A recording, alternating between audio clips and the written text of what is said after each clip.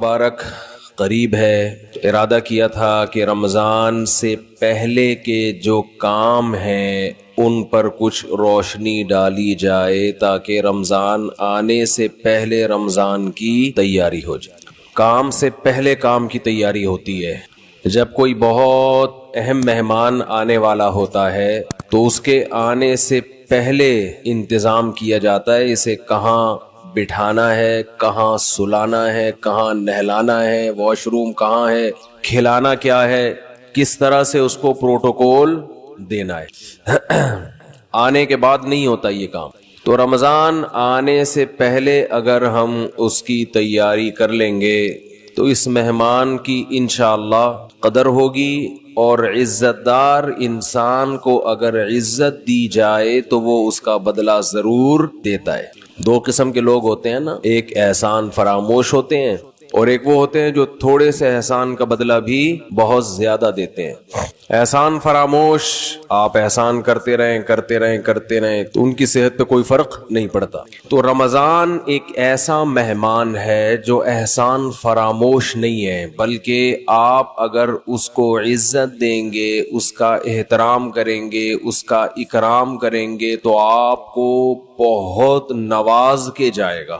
آپ اگر بعض مہمان ہیں نا سادہ چائے پلائیں گے تو وہ آپ کو دودھ پتی پلائے گا، آپ اسے انڈے والا برگر کھلائیں گے تو وہ آپ کو پیزا کھلائے گا۔ کچھ مہمان ایسے ہوتے ہیں، آپ اگر اسے بغیر بوٹی کی بریانی کھلائیں گے تو وہ آپ کو گوشت والی بریانی کھلائے گا۔ تو رمضان ایک ایسا مہمان ہے جو تھوڑا سا اکرام کرنے پر بھی آپ کو بہت زیادہ نوازتا ہے، تھوڑا نہیں نوازتا۔ لیکن رمضان کی جو نوازشیں ہیں، رمضان کے جو تحفے ہیں، جو رمضان آپ کو گفٹ دے گا اگر آپ اس کو عزت دیں گے تو وہ اس کا گفٹ ہونا ان لوگوں کی سمجھ میں آتا ہے جن کا آخرت پر ایمان ہو۔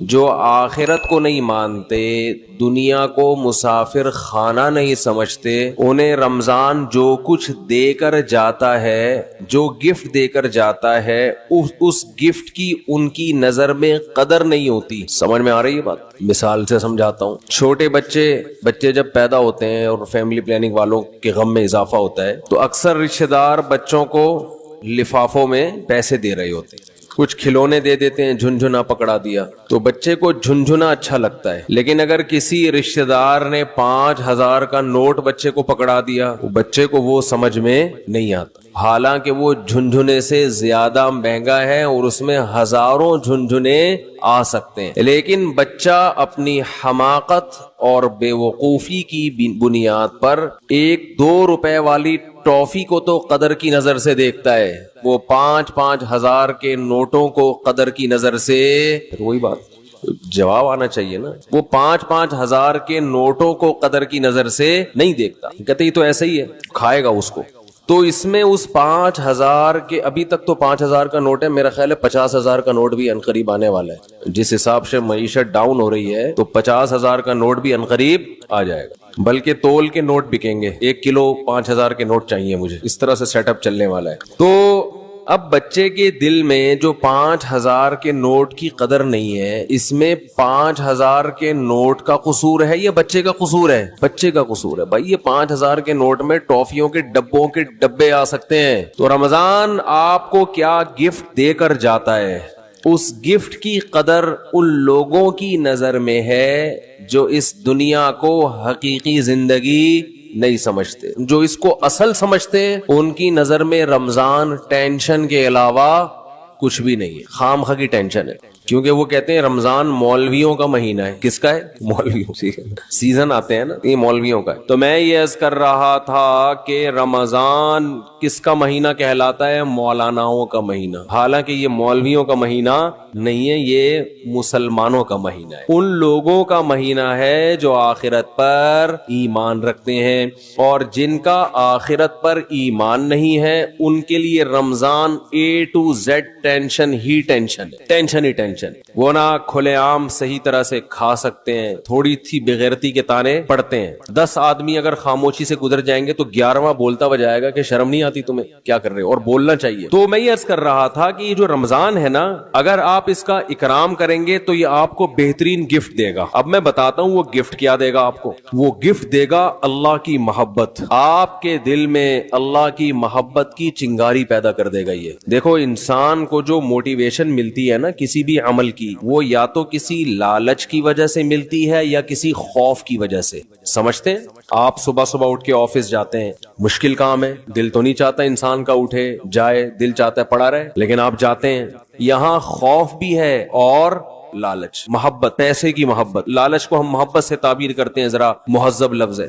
آپ جاتے ہیں، ایک محبت ہے پیسے سے، ہر انسان کی نیچر ہے کہ پیسے آئیں گے تو گٹکا بھی کھائیں گے، مسوار کا انتظام بھی ہوگا، پان کا انتظام بھی ہوگا، گھر میں راشن بھی ڈلے گا، بہت ساری چیزیں آئیں گی۔ اگر یہ محبت پیسے کی ختم ہو جائے تو آپ کو عمل پہ موٹیویشن نہیں ملے گی۔ بعض دفعہ خوف ہوتا ہے انسان کے دل میں۔ خوف کیا کرتا ہے کہ آپ کو یہ ڈر ہے کہ اگر میں آفس نہیں گیا، میں نے یہ کام نہیں کیا تو مجھے جاب سے نکال دیا جائے، میں غریب ہو جاؤں گا۔ یہ خوف ہے جو آپ کو ابھارتا ہے عمل پہ۔ ماہرین یہ کہتے ہیں کہ خوف سے بھی کام ہوتا ہے اور محبت میں بھی ہوتا ہے، لیکن خوف سے جو کام ہوتا ہے اس کام میں مزہ نہیں آتا، لہذا وہ کام زیادہ جاندار نہیں ہوتا۔ لیکن محبت کی وجہ سے جو کام ہوتا ہے وہ کام مزیدار بن جاتا ہے، کیونکہ آپ کی محبوب چیز آپ کو اس میں ملنے والی ہوتی ہے۔ سمجھ میں آ رہی ہے بات کہ نہیں آ رہی ہے؟ غزوہ احد میں صحابی رسول، غزوہ بدر میں ایک صحابی شریک نہیں ہو سکے۔ انہیں نہیں پتا تھا کہ میدان جنگ کا میدان قائم ہو جائے گا اور یہ ہوگا اور وہ ہوگا، انہیں نہیں پتا تھا۔ جب مسلمانوں کو فتح ہوئی تو انہوں نے منت مانی۔ منت ہوتی ہے نا، اللہ میرا یہ کام ہو جائے تو میں یہ کروں گا، میرا یہ کام ہو جائے تو میں یہ کروں گا، یہ واجب ہو جاتی ہے، اس لیے منتیں نہیں ماننی چاہیے۔ لوگ کہتے ہیں نا اللہ میرا فلاں کام ہو گیا تو میں اتنے روزے رکھوں گا، اتنا صدقہ کروں گا، وہ فرض ہو جائے گا آپ کے اوپر، اس لیے ویسے ہی دعا مانگ لیا کریں اللہ سے۔ بعض لوگ اتنی اونچی اونچی منتیں مان لیتے ہیں پھر ان سے پوری ہوتی نہیں ہے۔ تو اسلام میں الفاظ کی بہت ویلیو ہے، اور منت زبان سے ہوتی ہے، صرف دل میں ارادے سے نہیں ہوتی۔ اس کو عربی میں نظر کہتے ہیں، نظر، اردو میں منت۔ تو ان صحابی کو غزوہ بدر میں شرکت کا موقع نہیں ملا تو انہوں نے منت مانی، نظر مانی کہ اے اللہ اگر دوبارہ کوئی میدان جہاد گرم ہوا تو میں ایسی بہادری سے لڑوں گا، لا یرین اللہ ما اصنع، اللہ دیکھے گا کہ میں کیا کرتا ہوں۔ بظاہر یہ تکبر والے الفاظ ہیں، بظاہر یہ الفاظ کیا ہیں؟ تکبر والے، کہ اللہ دیکھے گا کہ میں کیا کر کے دکھاتا ہوں۔ لیکن بعض جملے الفاظ کے اعتبار سے تکبر والے ہوتے ہیں، مگر حقیقت میں وہ ایک ناز کی کیفیت ہوتی ہے۔ ناز کہ اللہ میں وہ کچھ کروں گا کہ تو بھی دیکھے گا، خوش ہو جائے گا، تو ایسا کر کے دکھاؤں گا بہادری۔ جب غزوہ احد میں مسلمانوں کے قدم اکھڑے ہیں، ان صحابی کو اللہ سے کیا ہوا وعدہ یاد آیا کہ میں نے اللہ سے معاہدہ کیا تھا کہ اللہ میں ایسے بہادری کے جوہر دکھاؤں گا کہ تو دیکھے گا کہ میں کیا کر رہا ہوں۔ تو یہ کیا کر رہے تھے؟ کھجور کھا رہے تھے نا، تو کھجور کا تھیلا انہوں نے پھینکا اور انہوں نے کہا کہ جنت اتنی قریب ہے میرے، اور کھجور کھانے کا وقت بہت طویل ہے، اتنا ٹائم لگے گا اس میں، اف یہ تو بہت دیر ہو جائے گی۔ اور گئے میدان جنگ میں، بہادری سے لڑے، اتنی بہادری سے لڑے اور شہید ہوئے کہ انگلیوں کے پوروں سے، فنگر پرنٹ سے ان کی بہن نے ان کو پہچانے کہ میرے بھائی کی لاش ہے یہ۔ قرآن مجید کی آیتیں نازل ہوئیں، من المؤمنین رجال صدقوا ما عاہدوا اللہ علیہ فمنہم من قضى نحبہ ومنہم ینتظر۔ مومنین میں بعض ایسے بھی ہوتے ہیں کہ اللہ سے جب کوئی معاہدہ کر لیتے ہیں تو اس معاہدے کو پورا کر کے چھوڑتے ہیں، وہ انہی کے بارے میں نازل ہوئی۔ تو جب ان کو یقین تھا کہ جنت میرے سامنے ہے تو انہیں وہ کھجور تناول کرنا بھی مشکل لگا۔ یہ خوف کی وجہ سے نہیں لڑ رہے کہ اگر میں نہیں لڑا تو جہنم میں جاؤں گا، بلکہ کس کی لالچ میں لڑ رہے ہیں؟ جنت کی اور اللہ کی محبت میں لڑ رہے ہیں۔ تو انسان جب خوف کی بیس پہ کام کرتا ہے اس میں جان نہیں ہوتی، اور جب کسی محبت اور لالچ میں کام ہوتا ہے تو اس کام میں اس کی کوالٹی بہت شاندار ہوتی ہے۔ تو اللہ نے ہمیں رمضان کا جو مہینہ دیا وہ مہینہ اگر آپ اس مہینے کا اکرام کریں گے تو وہ مہینہ آپ کے اندر اللہ کی محبت پیدا کر دے گا، اور جب انسان کے دل میں محبت پیدا ہوتی ہے تو محبوب کے حکم کو فالو کرنا مشکل نہیں اور آسان بھی نہیں بلکہ مزیدار بن جاتا ہے۔ 3 درجات ہوتے ہیں نا، حکم کی اتباع کرنا مشکل، اور اس سے اوپر کیا ہے؟ مشکل ختم ہو گئی، نہ مزیدار ہے نہ مشکل ہے، لیکن اس سے اوپر کا درجہ کیا ہے کہ حکم پر عمل کرنا کیا بن گیا؟ مزیدار بن جائے گا۔ یہ کیفیت انسان کی ہو جاتی ہے۔ تو اگر آپ رمضان کا حقیقی معنوں میں اکرام کریں گے تو رمضان آپ کو اللہ کی محبت کا گفٹ دے کے جائے گا۔ وہ کیسے؟ زبان آج بہت خشک ہو رہی ہے، پانی نہیں ہے یا موسم میں شاید خشکی ہے، کچھ ایسا سیٹ اپ ہے، موسم میں خشکی ہے میرا خیال ہے۔ تو رمضان جو ہے آپ کو اللہ کی محبت کا، جزاک اللہ، اتنا یک ٹھنڈا پانی بس کافی ہے، یہ گرم نہیں ہے، سادہ، پہلے ہی گلا ہمارا بیٹھا رہتا ہے، اوپر سے اور بٹھا دیں گے۔ تو اللہ کی محبت کا گفٹ دے کے کیسے؟ انسان کی یہ نیچر ہے، یہ فطرت ہے کہ وہ جس کے لیے قربانی دیتا ہے نا، جس کے لیے، تبلیغ والے کہتے ہیں نا، جس چیز پہ جان، مال اور وقت خرچ ہوتا ہے انسان کے دل میں اس کی ویلیو پیدا ہو جاتی ہے۔ ایک غریب آدمی جو رکشہ چلاتا ہو، سارا دن پسینہ بہاتا ہو، اس کو جو دہاڑی یا جو اجرت ملتی ہے اس اجرت کو وہ بڑی احتیاط سے خرچ کرتا ہے، اور ایک آدمی وہ ہے جس کے ابا کا انتقال ہوا اور 6 رکشے اس کو وراثت میں مل گئے، ایسا بھی ہوتا ہے نا، وہ ان رکشوں کی ایسی کی تیسی، باپ کا مال سمجھ کے لوگ کہتے ہیں نا اڑا رہا ہے، خود تو محنت کی نہیں ہے، ابا سے وراثت میں ملا ہے، اڑا دیتا ہے انسان۔ تو ہمیں جو ایمان کی نعمت ملی ہے یہ وراثت میں ملی ہے، اس میں ہمارا خون پسینہ، بولو نا کیا ہو گیا، نہیں بہا۔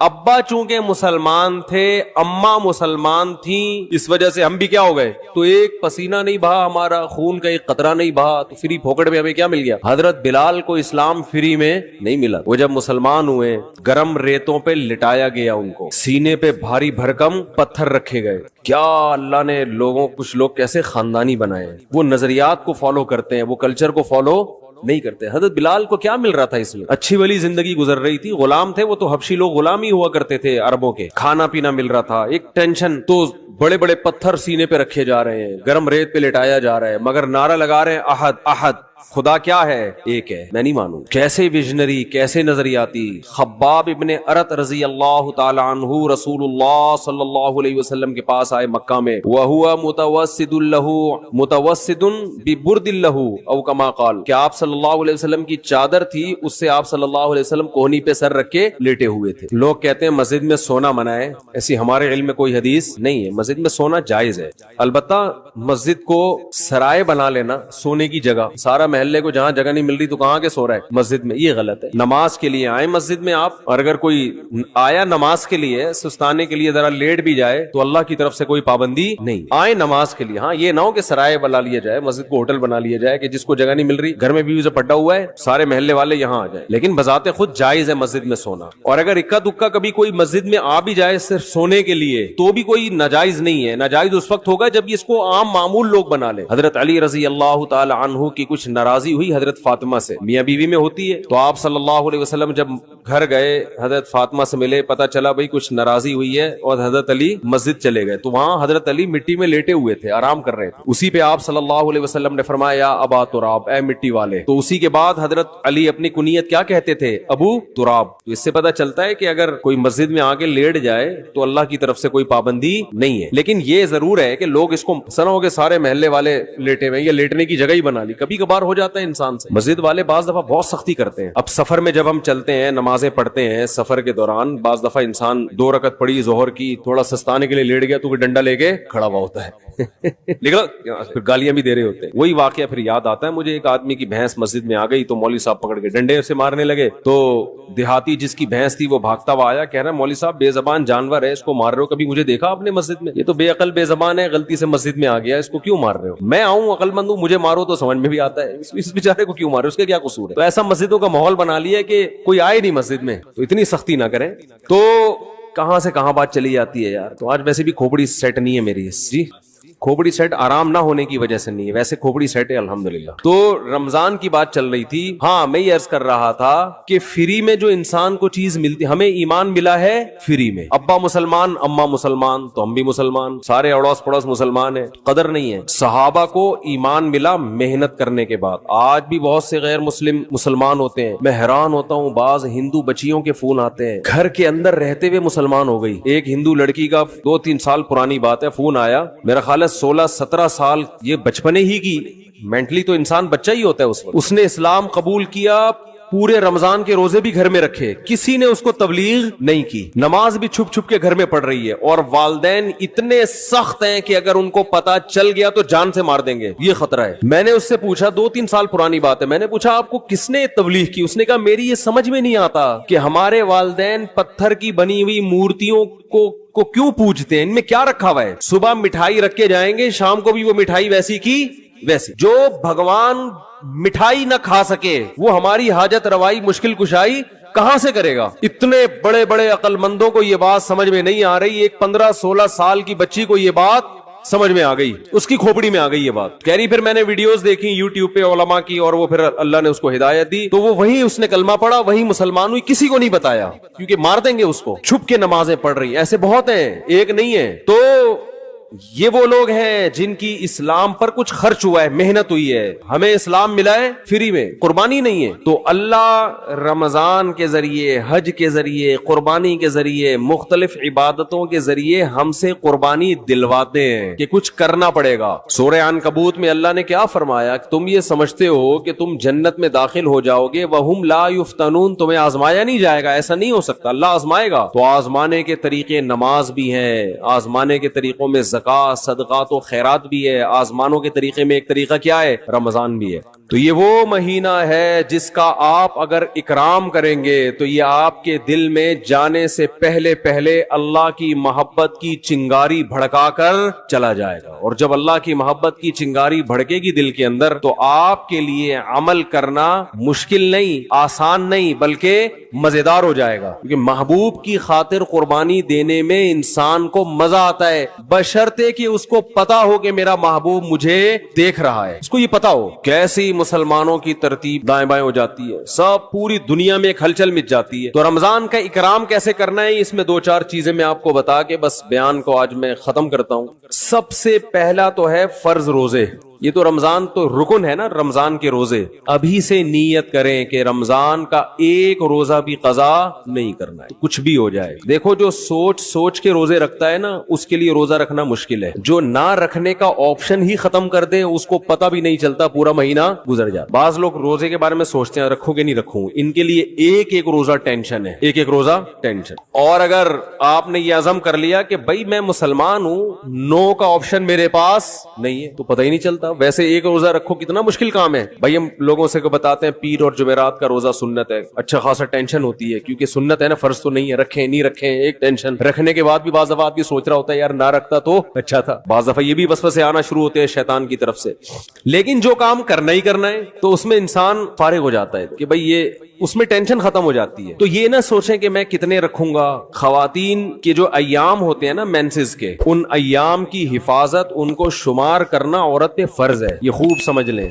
आजकल यूनिवर्सिटियों में, अच्छा ये जो रॉकेट वाला मजमून था ना, ये भी मैं छोटी सी बात बता दूं कि ये जो मुसलमान उलमा का इससे ताल्लुक नहीं है कि आप चांद पे पहुंच रहे कि नहीं पहुंच रहे, इसका हमारी यूनिवर्सिटियों से ताल्लुक है। चांद पे पहुंचने के तरीके यूनिवर्सिटियों में पढ़ाए जाते हैं, समझते हो कि नहीं समझते? तो होना ये चाहिए था कि एक तस्वीर आ रही होती, एक वीडियो आ रही होती, जापान के साइंसदान या अमेरिका के साइंसदान चांद पे पहुंच रहे हैं, नीचे कराची और लाहौर यूनिवर्सिटी की भी वीडियो आ रही होती कि वहां भी साइंसदान लगे हुए हैं, प्रोफेसर लगे हुए हैं कि हम गुब्बारे को चांद तक कैसे पहुंचाएं। चलो पहला गुब्बारे का तजर्बा कर लें, फिर रॉकेट भी भेजेंगे। तो ये मौलवियों को गालियां न दिया करें, ये अपने साइंसदानों को बुरा भला कहा करें, ये हुक्मरानों को कहा करें। नहीं आ रही मेरा ख्याल है बात समझ में। ये मौलानाओं का हेडिक नहीं है कि चांद पे जा रहे कि नहीं जा रहे। इसकी मिसाल ऐसे है कि जैसे कोई अभी कोरोना की वबा फैली हुई है ना, कोरोना की वबा फैली हुई है, डॉक्टर, एक वीडियो आ रही है जिसमें डॉक्टर वैक्सीन तैयार कर रहे हैं, दूसरी वीडियो आ रही है जिसमें करबला के वाकयात बयान हो रहे हैं, तीसरी वीडियो आ रही है कि उसमें 4 शादियों का तस्करा हो रहा है, चौथी आ रही है। तो अब इसमें लोग कह रहे हैं मौलाना लोग देखो क्या कर रहे हैं, उधर वो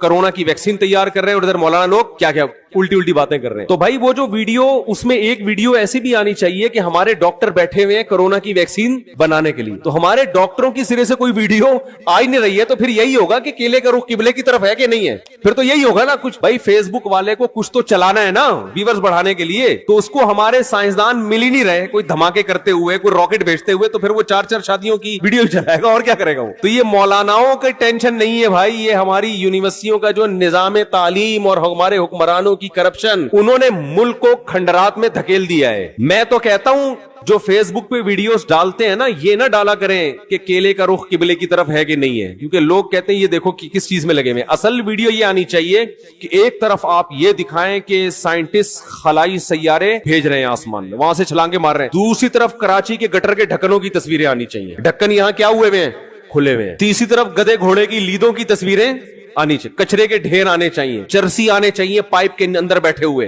फिर असल लिबरल लोगों का असल चेहरा आएगा। क्योंकि ये हुक्म, ये जो मुल्क है लिबरल लोगों के हाथ में, ये मौलानाओं के हाथ में नहीं है। फिर आएगा एक तरफ देखो साइंसदान रॉकेट भेज रहे हैं वहां पे, और इधर कराची में गटर के ढक्कन लगाने के लिए भी हुकूमत तैयार नहीं है। तो लोग साइंसदानों का मौलवियों से मुकाबला करवा रहे हैं, हालांकि दोनों की फील्ड बिल्कुल अलग अलग है। नहीं आ रही मेरे ख्याल। तो आसमान में खलाई सैयारे भेजना मौलवियों की फील्ड थोड़ी, मौलवी मोटिवेशन करेगा, आपको मोटिवेट करेगा कि सैयारा भेजने के क्या इस्लाम में फजाइल हैं, ठीक है ना, साइंसदान बनने के क्या फजाइल हैं, डॉक्टर बनने के क्या फजाइल हैं, वो मौलाना बयान करेगा। हर चीज में उलमा को बुरा भला कहते हैं लोग। दूसरी बात यह कि फेसबुक और यूट्यूब की दुनिया तो खुली भी है ना, बहुत से लोग मौलाना नहीं होते, मौलाना बन के आए हुए हैं वो, तो आप हर एक पर ये ठप्पा लगा रहे हो मुफ्ती हैं। मुफ्ती अब्दुल कवी को भी लोगों ने क्या बना दिया, इतने फोन आए मेरे पास, मुफ्ती साहब देखें मुफ्ती अब्दुल कवी क्या कर रहे हैं, ये होते हैं मुफ्ती। मैंने कहा भाई उस पे कौन कहां मुफ्ती लगाने पर गवर्नमेंट की तरफ से कोई पाबंदी नहीं है, किसने बोला ये मुफ्ती है? किसी को भी उठा के मुफ्ती आसिफ जरदारी साहब कर दो आप, फिर कहो देखो ये मुफ्ती लोग क्या क्या कर रहे हैं। मुफ्ती का डिग्री कोई हमारे मुल्क में कोई सिस्टम नहीं है, पत्थर उठाओ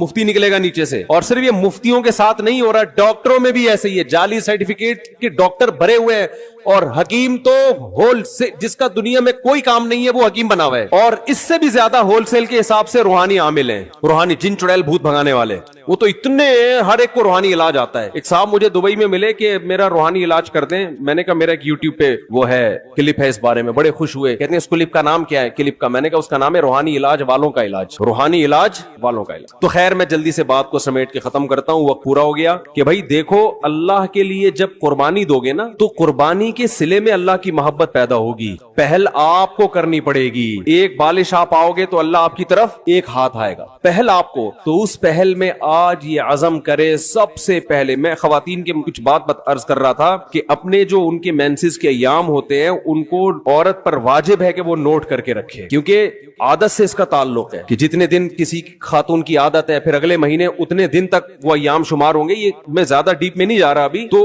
बहुत सी खवातीन पाक हो जाती हैं मगर रोजा छोड़ देती हैं, बहुत सी नापाक होती हैं मगर रोजा रखती हैं, तो मसाइल का इल्म है ही नहीं। बहश्ती जेवर एक जामे तो रशीद ने छापी है, आसान बहश्ती जेवर, तसहील बहश्ती जेवर के नाम से, वो किताब हर घर की जरूरत है। उसमें बहुत रोजमर्रा के मसाइल लिखे हुए, हमारे अहले हदीस हजरात उस पर एतराजात करते हैं, तो किसी मसले पर एतराज करें तो मेरे सामने लेकर आए उसको। समझते हैं कि नहीं समझते? एतराज करना आसान होता है, गवर्नमेंट की तरफ से कोई पाबंदी नहीं है। अभी मेरा वो बात हुई थी ना, मुनाजरा लोगों ने नाम दे दिया, हालांकि मुनाजरा नहीं था। उसमें हुआ ये था कि वो ये बार बार कह रहे थे तकलीद ये है तकलीद वो है। मैंने कहा आप बैठे पहले मुझे बताएं तो आपके यहाँ तकलीद की डेफिनेशन क्या है, तो मैं पहले लिखूंगा, फिर अगली निशस्त में हम इस पे क्या करेंगे, बहस करेंगे। क्योंकि ऐसे इधर उधर बातें करना बहुत आसान होता है, तो सामने बैठ के आप मुझे रिटर्न लिख के दें, मैं पहले आपके दावे को समझूंगा, आपका दावा है क्या, फिर हम उस पे बहस करेंगे। तो मोहतरम ने दावा ये बताया कि किसी की को बिला दलील फॉलो करना क्या कहलाता है, तकलीद, और ये हराम है, नाजायज है। तो मैंने कहा किसी की भी तकलीद हो हराम है, उन्होंने कहा किसी की भी तकलीद हो हराम है, वो मौजूद है, रिकॉर्ड है।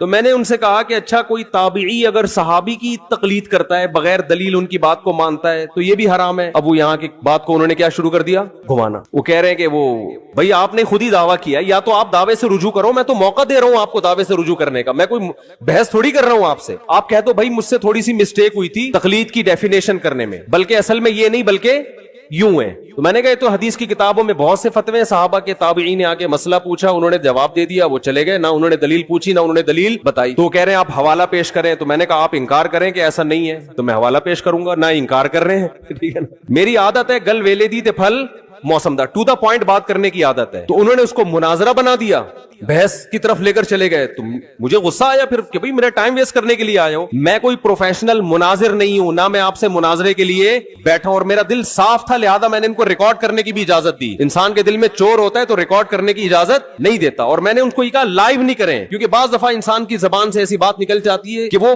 पब्लिश करने की नहीं होती। लेकिन उन्होंने खैर उसको लाइव भी चलाया और जो कुछ हुआ सबके सामने। तो गल वेले दी फल मौसमदार, टू द पॉइंट बात होनी चाहिए। तो वो ये समझ रहे थे शायद मैं उनको नीचा दिखाना चाहता हूं। मां ना, मैं नीचा दिखाना चाहता हूं भाई, मैं आपसे आपका दावा समझने की कोशिश कर रहा हूं कि आपका तकलीद के बारे में मौकिफ क्या है। तो कहने तफसीर की फला किताब में ये लिखा, भाई तफसीर की किताब में क्या लिखा है ये तो मुफस्सिर का मौकिफ है ना, मैं तो अहले हदीस का मौकिफ पूछना चाहता हूं, आपका मौकिफ क्या है। तो आज का जो दौर है ना, हक को समझने का नहीं है, बस एक दूसरे को नीचा दिखाने का वो है।